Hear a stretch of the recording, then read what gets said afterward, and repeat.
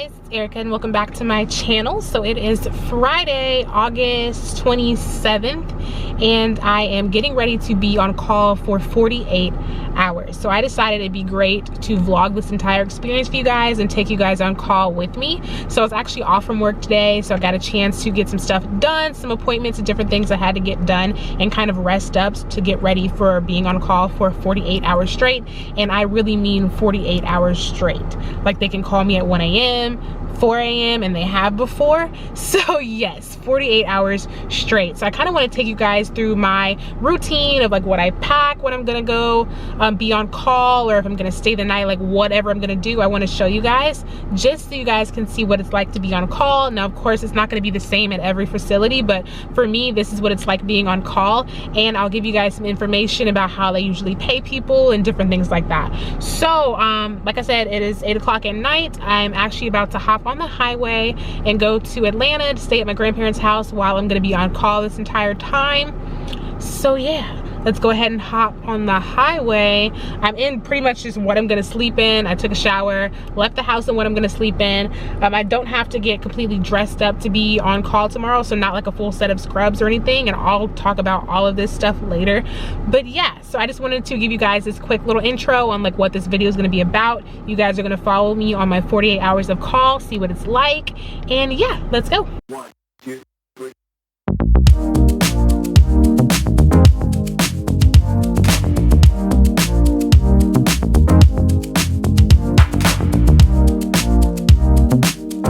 Good morning. It is Saturday. So the person who is on call gets off around 6:30 in the morning, and then after that I am officially on call. So I woke up early. I woke up around 6 o'clock. I usually wake up at 6:30 on the dot. But yeah, I woke up at 6 o'clock. I turned on the pager, and we'll go over this later. And now I'm about to just get dressed. Like, I'm gonna put on what I'm gonna wear. If they call me, go ahead, brush my teeth and stuff like that. I've already taken a shower, so I'll do that. And then I'll pretty much just lay here and relax until they actually call me. And then I have 1 hour to get there, and it only takes me about maybe 36 minutes or so to get there in the first place. So I'm just gonna lay here until they call me. So let's go ahead and get together so I can lay back down and relax for a little bit.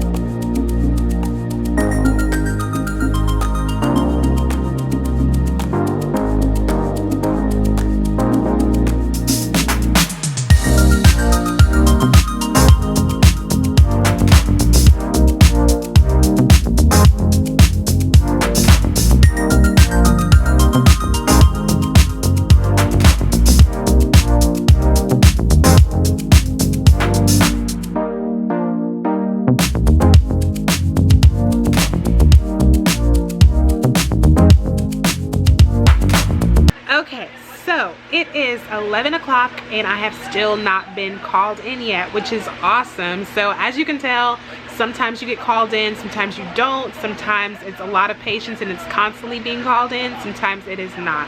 So today is a really good day because I haven't been called in yet. Excuse the fan over there, I'm sorry. This room is just super duper hot, so I need it to be on. But yeah, I haven't been called in yet. So I'm just gonna keep updating you guys until I get called in, and if I don't, I'm gonna talk to you guys about the whole process. And I'm still on call for 24 more hours tomorrow. So we're probably gonna get called in within these next 2 days. So just bear with me and we'll just see what happens today, okay?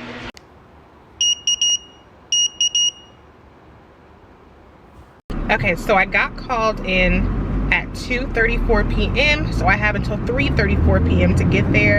I'm actually on the road, so I'll talk to you when I get there.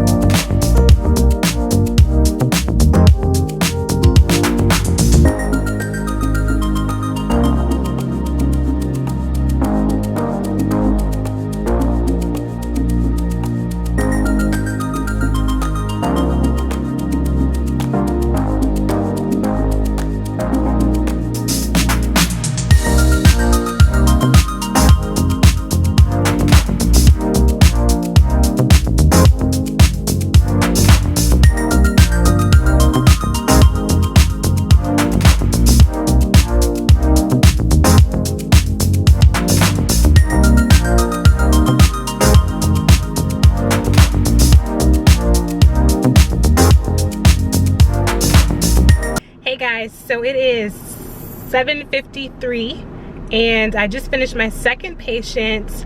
I was on my way home from the first patient. Like, I sat here for a few hours, nothing happened, so I'm like, I'm gonna go. As soon as I turned the corner, they called me for another one. So I came back and then I had to wait for escort to bring my patient to me. Escort is just like the people who like escort the patients from like where they need to go. So whether from a patient's room to ultrasound or from the ER to ultrasound, this happened to be from the ER.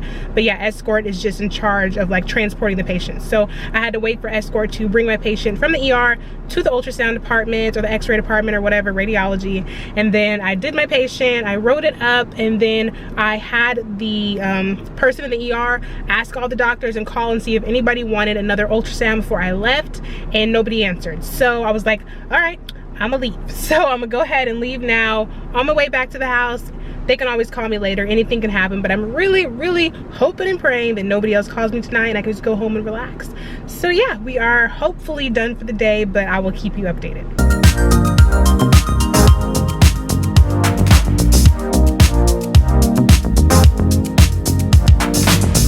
Good morning, it is Sunday, August 29th. And I had no calls last night, so it's been a great weekend. A lot of times, like the past 2 times I've done call, it's been way more patients. So this has been super nice. So it's around 8:40 in the morning. I still haven't had anything. So what I'm gonna do is do what I did yesterday and go ahead and get dressed for if I did get called in, and then just chill, get some food, relax, do what I have to do, and just wait and see if someone calls me in, okay?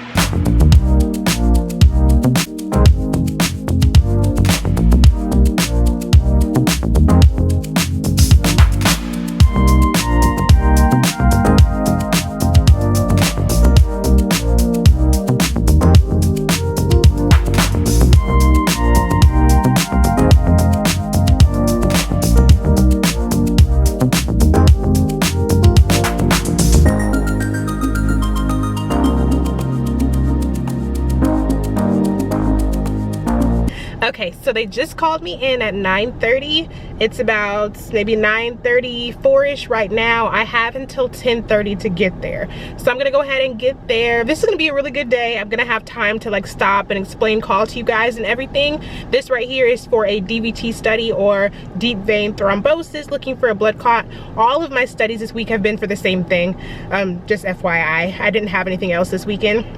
And that is mainly what we get, is looking for blood clots, things that are more emergent, come through the ER, of course. Sometimes I get scrotum, sometimes I may get a transvaginal or maybe a gallbladder or something like that. But for the most part, I get called in for DVT, deep vein thrombosis studies. So I'm gonna go ahead and get there. I'm probably going to order some food when I get there, get some work done, do a lot of things today. So I'm pretty much gonna stay at work for a little while and just use this time and see if anything else comes through. But yeah, I have an hour to get there and they're only about 30-something minutes away from where I'm at. So let's get on the road.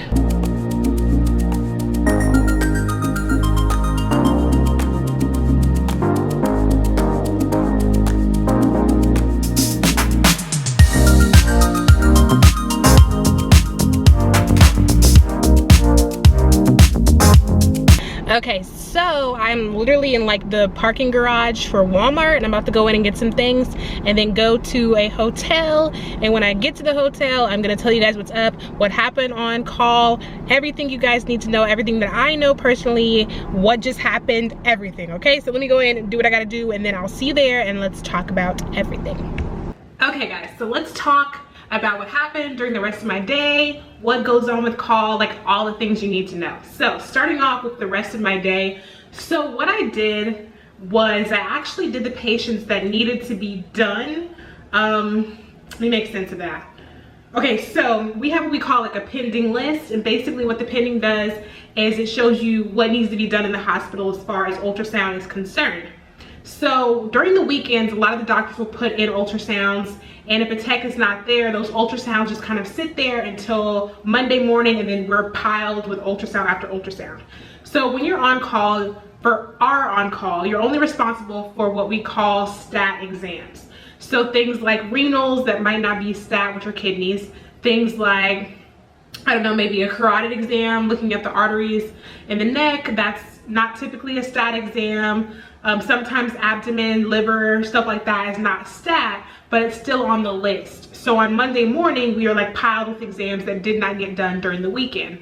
So we have a tech who loves to do those exams during the weekend to make it better for us on Monday morning. So I decided I was going to be her this time and try to get those exams done. I don't know how she does it. It was exhausting. I did 11 exams today. I went upstairs. I did 2 COVID patients. I don't know if yesterday's vlog, you guys saw me get all gowned up and everything. I had a COVID positive patient, so I had to get all gowned up. I had 2 of those today. So luckily I got them done at the same time. So I was able to just gown up just one time and get all those patients done. And just pushing the machine, all the stuff that you have to do was just super duper exhausting. So I did get everything done. If there's something else that prints throughout the night or whatever and I don't get to it, then I'm not there to get to it. But I did get done with all of the stat exams that I was responsible for, as well as what was on the floor to be done during the weekend that wasn't done. So I feel pretty, you know, pat myself in the back, accomplished, and I'm glad I was able to help everybody else out. So yeah. So now I did those patients and I decided to go ahead and get a hotel. If you want to know more about the whole hotel thing, check out my, I guess, more personal channel and just, you know, see what's going on. But I decided to get this beautiful hotel and I'm here. I'm still on call until 6:30 in the morning. So our call works basically, I'm on call Saturday, Sunday, all the way up until 6:30 in the a.m. 6:30 a.m. on Monday until a tech will arrive and be on their shift. So it is very taxing on the body. It's very anxiety driven and filled because you're constantly waiting for the pager to go off, and that can be just like, you can't really sleep because you're constantly like, what if the pager goes off? You don't want to be comfortable because you believe the pager is going to go off at any second. So it can be very uncomfortable. So let's get into how it works, the pay, and just some stuff that I've, I guess, found out. And then I guess we'll just close out this vlog and we'll end it. But yeah, let's talk about that. Okay, so the first thing that I want to talk about is how call works, because I was completely confused. I've never been at a job that required me to take call. My previous job had what we called backup call. So basically we were on call and we got paid for it, but there was someone covering every single shift, so we never really had to come in for any reason. So we were what we called backup call. So basically how call works, and like, I don't know what everybody's fee is or anything like that. I know that at this job and my past job that you're paid $2 an hour just for being on call. So that's like, if I never got called in, I'm still being paid $2 an hour. Now, when you actually get called in, well, I guess this is kind of going into pay. Let me backtrack real quick. So say that I get a page. This is how it works for like my facility. So if I get paged, say I get paged at 2 o'clock. I have until 3 o'clock to get there, but I have to call them at 2 or call them, you know, around the time I was paged, let them know, hey, it's Erica and Ultrasound, I'm on the way. That way they know that I'm on the way, I'm en route, and then yeah, so then you have an hour to get there. Once you get there, you would just set up like normal, call the patient, do the patient, you know, whatever. So now let's go into, well, backtrack a little bit. I talked about stat exams and only being responsible for stats. This is how it works in my facility. I'm pretty sure this works like this at most facilities, but a stat exam is one that needs to be done right away. Usually it's a DVT study. Sometimes it could be a scrotum or vaginal or something like that. It could be a gallbladder that's really bad and they want to take a look at that. It really could be anything, but most of the time it's going to be a lot of DVT studies, and it could be an arrangement of some different things. So yeah, so you'll do those stat exams, and when you come in, most of the times you'll have a list of what needs to be done in the entire hospital or wherever you're working. There are going to be some exams on there that were not stat. There are going to be exams on there that they did not call you in for, and you're not responsible for those exams. You're only getting paid for the stat ones that you do while you're on call. The rest of them you'd be doing just to do and just to help out. So that's how it works for my facility. Hopefully it works that way for yours as well. So now let's hop into pay, because everyone is always interested in how the pay works. So what we do, and what most facilities do, is pay that $2 an hour for just being on call, and then you get you get time and a half for actually coming in to take a call. So I want to make this make sense. So okay, say you made $30 an hour. So you take your 30, half of 30 is 15, you tack that onto the 30, you'd be making $45 an hour, and they pay you 2 hours off the top. So if I go in for a call, I'm getting paid, if this was my pay, I'd be getting paid 90 bucks for just going in, because I'd be getting $45 an hour and they pay you for 2 hours off the top. So I go in and I make $90 for just showing up and answering this call. Now, they pay you within this 2 hour time frame. So if you get there and you're doing a patient and they call you and they say we have another one, and you can fit that patient within that 2 hour time frame, that's it. You're only getting paid that $90. Now, if you finish up the 2 hours and they call you again, bam, that's another $90 and another 2 hour time frame. So being on call really does add up if you're constantly on call. I know at my facility, they didn't have a high volume of ultrasounds during the weekends, which is why they wanted us to be on call. And we started to get a lot of ultrasounds, and I think they weren't very happy with that because, you know, they have to pay us all this money to be on call and have all these ultrasounds. So it's probably better for them to go ahead and hire a permanent tech for the weekends. But this is how call works. So that is how you get paid for a call. So real quick, a typical time frame of me being on call is going to be from 6:30 in the morning on Saturday to 6:30 in the morning on Monday morning. So it is a full 48 hours. I didn't do the math, so I'm gonna say 48 hours.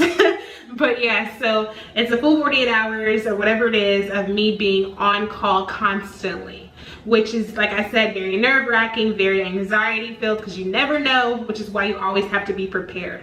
So I'm actually very close to my job, like pretty much 10 minutes from my job. So that's why I can put on pajamas and relax and chill out a little bit, because if I were to get called in, I have the whole hour. I have plenty enough time to get there and do that patient. So when I was saying a typical time would be 6:30 in the morning on Saturday, because we have a night tech on Friday that works from 10 to 6:30 in the morning. If that wasn't the case, then I'd be on call like throughout the night Friday, because technically our call starts at 4:30 p.m. on Friday. But because my shift is from 11 to 7:30, and then we have another person's shift who is from 2 to 10, and then another one from 10 to 6:30, you know, we're all covered. So I technically do not have to take call unless they're off or they called out or something like that. I wouldn't have to take call until 6:30 in the morning. So I turn on the pager, which you guys have seen the pager. It's over there. Let me pager. So this is like our little old school pager. I've never seen this thing before until I got here. My previous job had like little iPhones. So yeah, I've never seen this old school pager. But either way, it's very annoying, and it will wake you up out of your sleep. You don't have to worry about being a heavy sleeper. It will wake you up and it will make you mad. So this thing will go off, and then on the pager, it'll tell you what the number is that called you. I pick up my cell phone, I call the extension, I call the hospital, then call the extension that paged me and let them know, hey, it's Erica in Ultrasound, I'm on the way. Then I go ahead, get dressed, get there, and when I get there, then of course I get everything together for the patient, call them back up, say, yo, I'm here, go ahead, send the patient, do the patient, whatever. So we have to keep up with our the patients that we do, so we get paid for being on call. So this right here, this segment is kind of how my hospital works. I'm not quite sure how yours does or how they keep up with you being on call or like what you do. But for mine, we have what we call an accession number that lets you know what you did. So when I get to the facility, I put down my 2 hours that I'm here. So say I pull up and it's 10 o'clock. I'm gonna write on my paper from 10 to 12, these are my 2 hours. And then the patient that I do, I'm gonna keep their requisition that tells you what you're doing, and the little accession number that they give you for registering the patient, like throughout the system or whatever. I keep all of that, and then I just put it in my bag for later. And then, yeah, so I'm gonna have to fill out, just really pretty much write an email for me. So I write an email saying from 10 to 12 o'clock is my 2 hour time frame. I did this patient with this accession number. And yeah, and then if I did more than one, I'd say I did this patient and this patient with these accession numbers within this 2 hour time frame. So if you ever were to get a patient that was kind of back to back, you always try to just put some space in between there. So for instance, if you got a patient and you're gonna do them, say 10 to 12 is your time frame, and you're about to do the next one at 12 and try to claim another 2 hours. Instead, make it like 12:15. If you can make it, 15 minutes or whatever it might be. You just want to spread that out because you have an hour to get there to do your patient.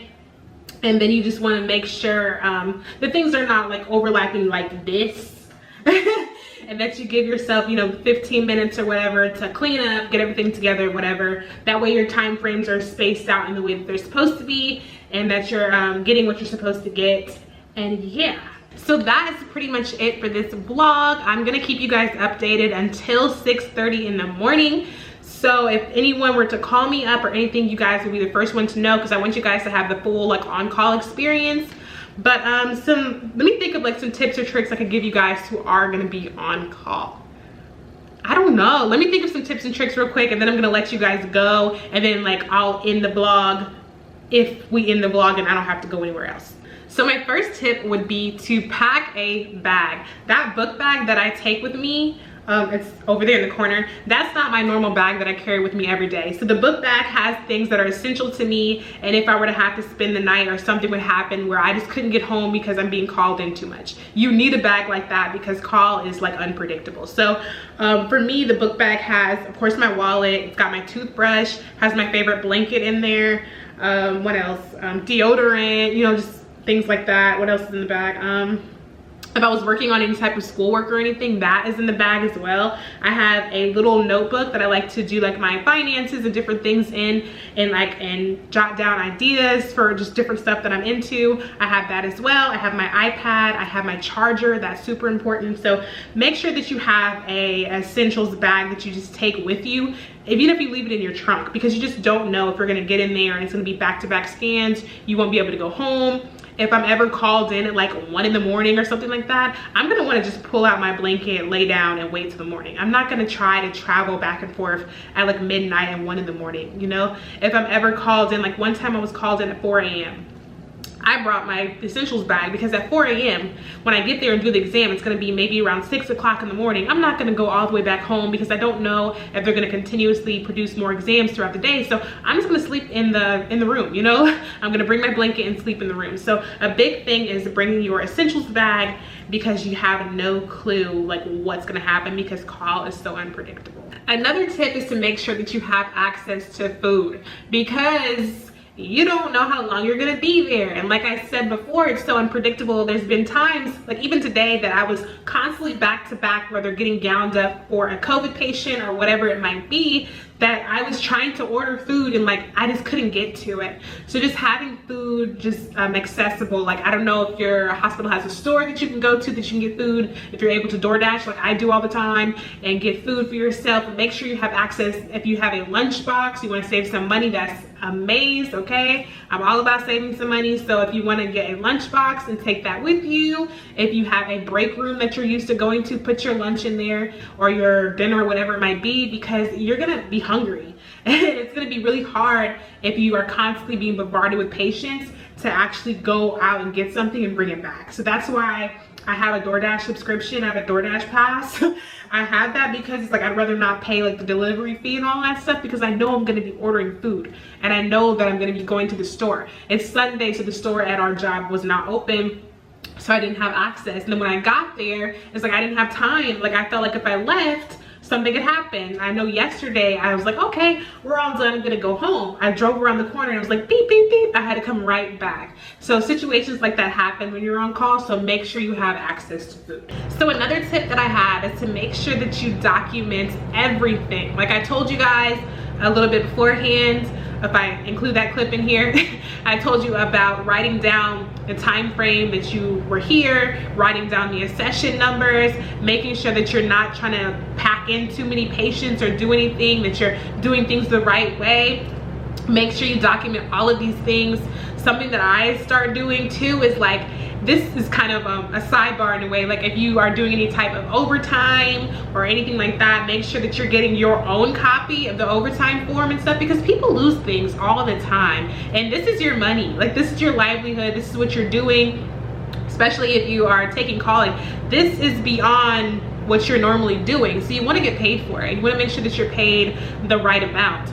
So you want to make sure you're documenting everything, documenting the times, documenting the accession numbers, the patient's name, or like whatever it might be. Of course, don't keep any patient information, but keep what you're supposed to have. And if you have any patient information, make sure you keep that at work and not at your house or anything.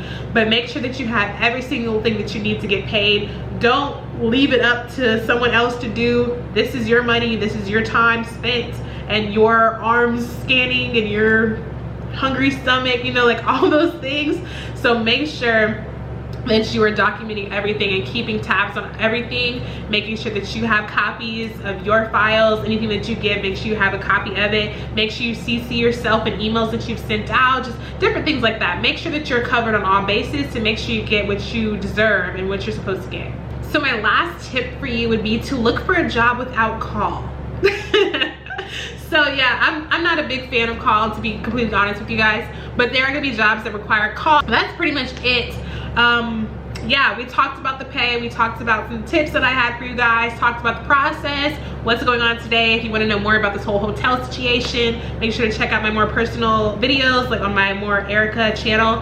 And yeah, so I'm gonna chill out here for a while, film some stuff for the other channel, and just wait for the pager to not go off, hopefully. And I'm gonna keep you guys updated. If it does, if it doesn't, at 6:30 a.m. you will know what's going on.